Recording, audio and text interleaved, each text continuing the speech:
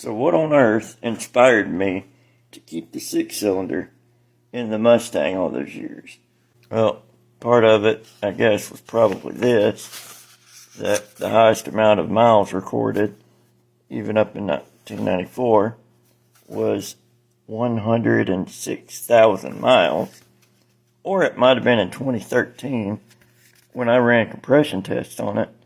165, 169, 167, 160, 178, and 160 after it had sat. So that's with dry cylinders. Not even got oil on the rings because it had sat for about 6 months when we were swapping the transmission. But I've got something even better. And if you guys are running 6-cylinder Falcons or anything like that, you better find a copy of this while you can. It is a recipe book, just like Grandma's recipes. We already know what motor you're cooking with. So depending on what you want to do with it, racing, quarter-mile, track, street, just rebuild it, whatever. This is like the holy grail of Ford Inline 6.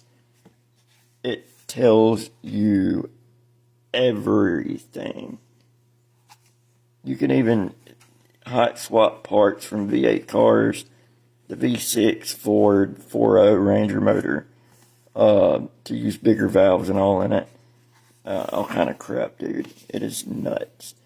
And it will go through here with head modifications, cams, different ignition systems, port and polish, different kind of carbs you can throw on it for different types of jobs you want to do, tuning, different heads that'll go on them that you can modify, imported from Australian crossflow heads. I mean, just they used to drag race cars using these engines. Okay, these are stock motors and ratings and the differences in them. That you can start with or swap certain heads on the certain motor blocks. Different transmissions, how to tell them apart. Even the log head differences. So that's what gave me an inspiration to just keep it, modify it the way that I saw fit. So, yeah, perfectly good motor, why not?